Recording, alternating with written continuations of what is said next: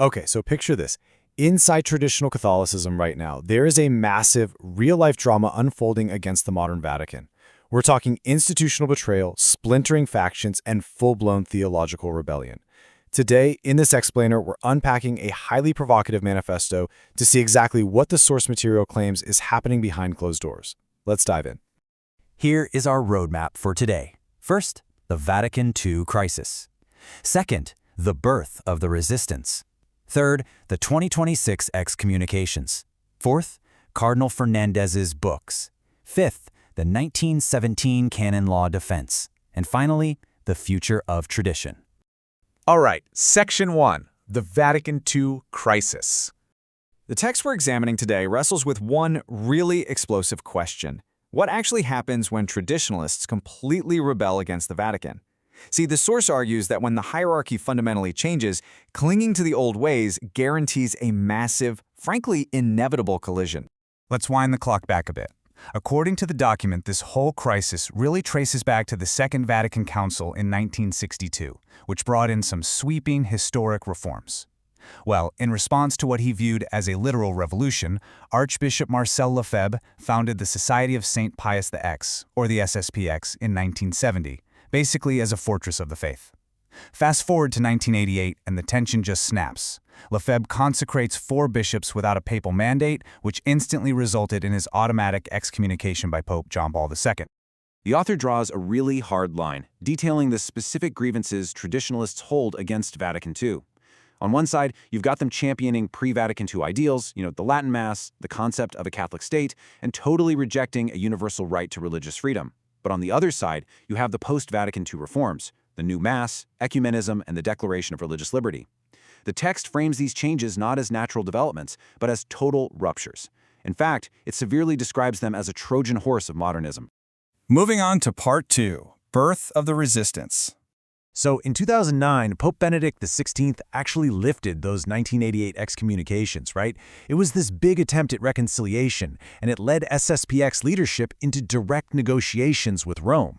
But as the source notes, there was a severe internal backlash. Bishop Richard Williamson vehemently opposed these talks. He ended up getting expelled in 2012 and went on to form a brand new splinter group called the Resistance. By 2015, Williamson actually began consecrating his own bishops, deliberately bringing automatic excommunication down on himself all over again. You can really feel the intensity of Bishop Williamson's perspective here. The quote goes, "Compromise, betrayal. We cannot sign any agreement with modernists."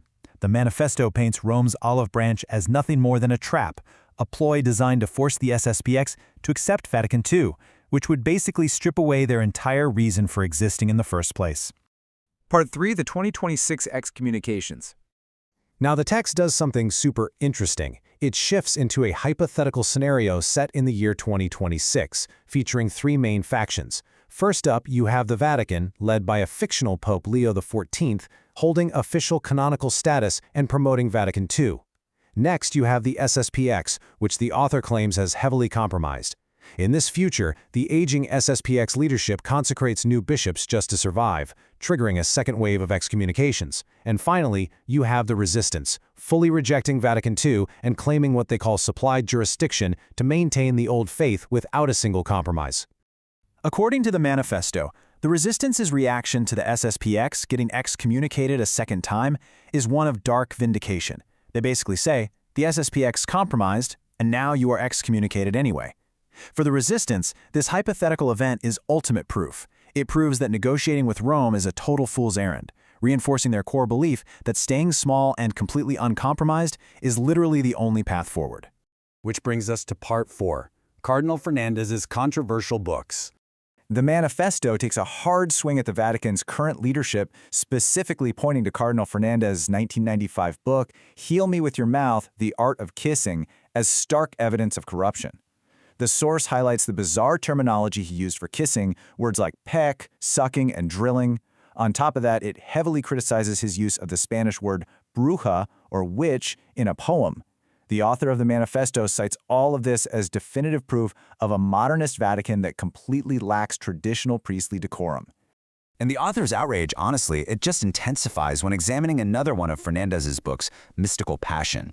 The text condemns a passage recounting a 16-year-old girl's supposed mystical vision. Specifically, it criticizes the description of a fulfilling orgasm in our relationship with God. The source document asserts this language is highly inappropriate and theologically suspect, arguing that placing the author of these books in charge of Catholic doctrine symbolizes a deep, fundamental institutional failure. All right, Part 5, the 1917 Canon Law Defense. So, you might be wondering, how does the resistance legally justify all this defiance? Well, we have to look at a concept called ecclesia supplet, or supplied jurisdiction. The text claims that in times of extreme crisis, the Church directly supplies jurisdiction to traditional priests, even without the Pope's approval. Think of it like a legal failsafe. This is the exact mechanism the resistance uses to validate the sacraments they provide, despite being officially excommunicated. This whole legal defense is anchored by one absolute foundational principle: salus animarum suprema lex.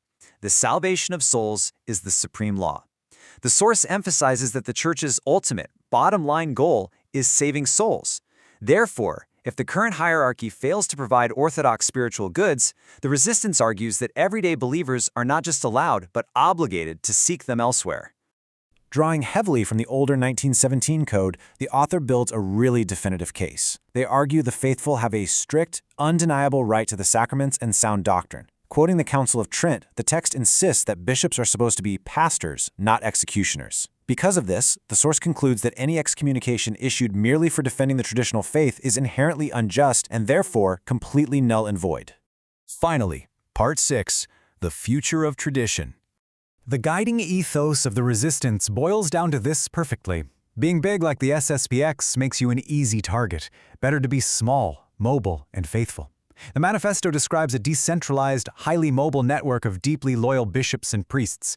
It's almost like a spiritual guerrilla movement, one that absolutely refuses to bend the knee to modern changes. Which leaves us with a final, incredibly provocative thought.